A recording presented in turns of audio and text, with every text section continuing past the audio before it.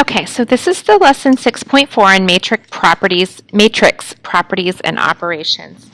The first thing we're going to talk about is the matrix dimensions. So when you're looking at a matrix, okay, remember that they're basically just brackets with numbers in them, and so there's numbered positions, right? And so this is what we call a matrix. It's like a kind of a chart with numbers in it, and we use them for various kinds of number crunching, okay? And so we're just going to learn some properties about them. But basically, the matrix dimensions are always the number of rows by the number of columns. Okay, so for example, if I have this one,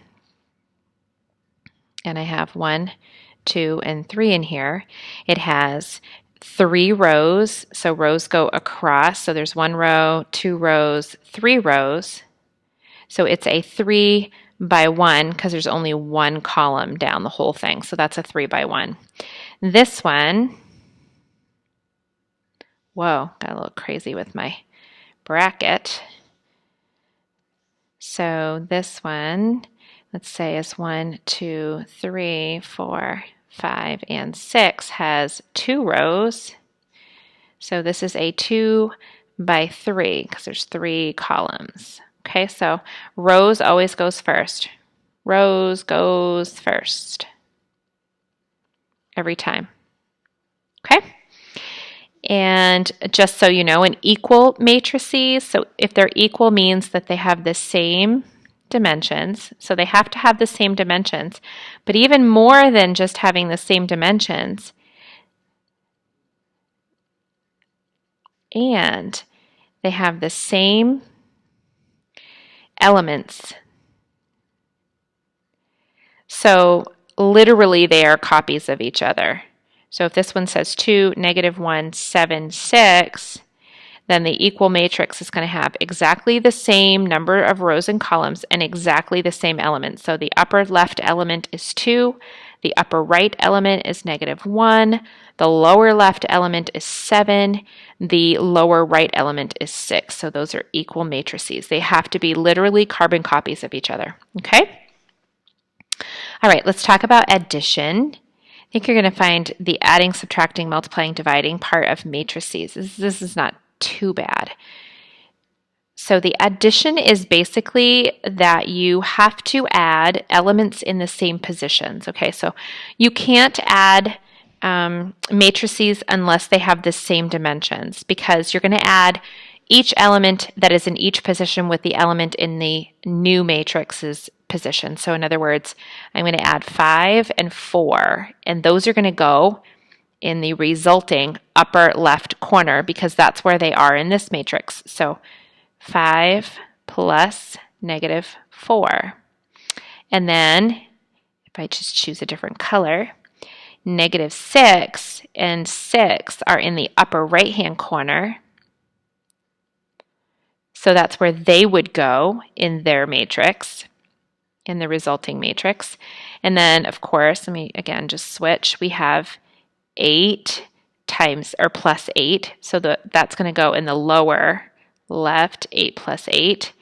And then the last one is going to be 9 plus -3. So 9 plus -3. And then we go ahead and write the resulting matrix. So 5 plus -4 is 1. And -6 plus 6 is 0. 8 plus 8 is 16. And 9 plus -3, or 9 minus 3, is 6. So some of you might be able to go right from this step to this step by just adding and subtracting those numbers in your head without having to write them out this way. But I did that to show you where those numbers, those answers come from, and you certainly can write them out this way every time. In fact, when we get to multiplication, you really need to be writing them out because it's going to be a long, involved process. Okay, let's do the second example. So again, this top one, so this is a 3-row by 1 column, and this is a 3-row by 1 column. So we're good. Since it's 3 by 1 and this is a 3 by 1, I know that we have matching elements. 2 plus -6,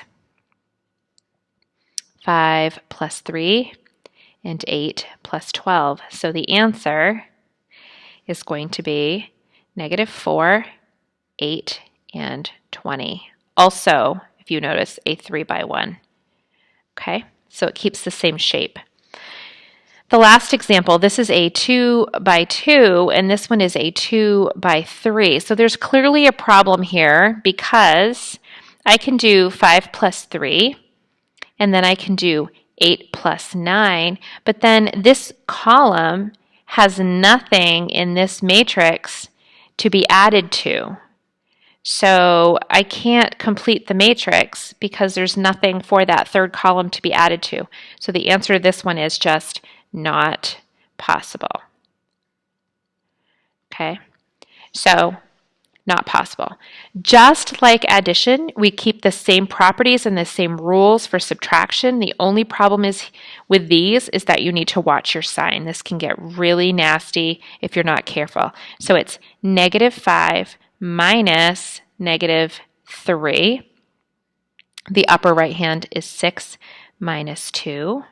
The bottom is 2 minus 5, and then 4 minus -8. Why do I write it out like this? Because it's really, really, really important that you are careful about subtracting negatives and how those become positives, because that alters your answer. So -5 plus 3 is actually going to yield me a -2. 6 minus 2 is 4.